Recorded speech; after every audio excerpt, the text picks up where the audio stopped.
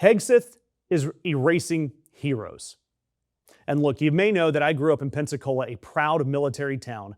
And in this, my hometown, you can't go a mile without running into the name Chappie James. Hell, we just named our massive bridge over the bay after General James.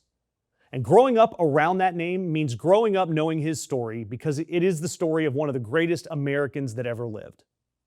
Daniel Chappie James Jr., he was born in a segregated Pensacola back in the 20s. Youngest of 17 kids. His mom ran a school for black children out of their house because the public schools wouldn't educate them properly. As a teenager, he used to point at the airplanes flying out of the Naval Air Station and said that he was going to fly one day. And people told him the obvious, that boys like him didn't get to.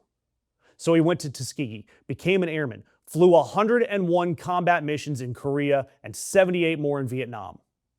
As a base commander in Libya, he personally faced down a young colonel named Gaddafi at the gate of his own base. And in 1975, that kid from segregated Pensacola in the 20s became the first black four-star general in the history of the United States military, running NORAD, which is the command that watches the sky over our entire continent.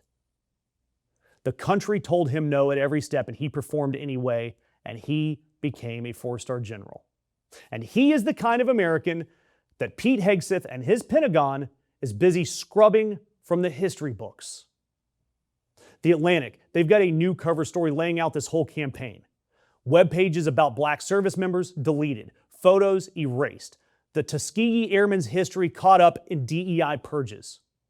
And the first black chairman of the Joint Chiefs fired. Black officers erased from history pages and training materials. Yet you see Confederate base names restored with a wink, while bases named for black heroes get their honorees erased. And then last week, your commander-in-chief, his favorite secretary, Hegseth, didn't just stop at the color of someone's skin.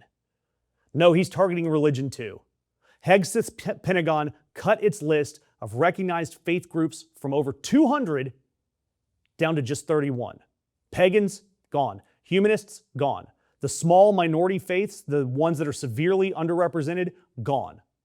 All in the name of, quote, making the chaplain corps great again.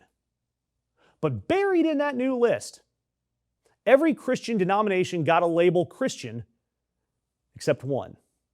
The Church of Jesus Christ of Latter-day Saints. Yep, the Pentagon said that Mormons weren't Christians. That's where Senator Mike Lee comes in, and he spent his entire weekend on a one-man holy war on X, calling Hegseth's actions repugnant. He even said, Secretary Hegseth, tear down that wall. I mean, he posted a whole damn video. Secretary Hegseth, tear down that wall. This is not cool. Get rid of it. Get rid of it now. He called Trump himself. And within 48 hours, the Pentagon folded completely and ungrouped the whole list. In 48 hours. When I was cruising the headlines, I saw the Bulwark. They say that Hegseth lost his holy war. And you know what? When you look at the Mormon question, sure, Hegseth surrendered. But don't let that headline fool you. Because Hegseth, he hasn't lost anything. Look who got the apology. A faith that has 2 senators, an army of donors, and a direct line to Trump's cell phone, and they got it fixed in a weekend. Pagans, still cut. Humanists, still out. And Chappie James is still being sanded out of the Pentagon's memory.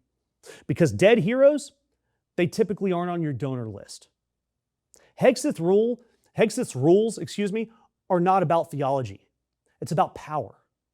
If you're a threat to his backwards-ass white supremacy or Christian nationalism, you don't exist. And you know what? I'll leave you with this. Chappie James used to tell young people that excellence was the answer to bigotry.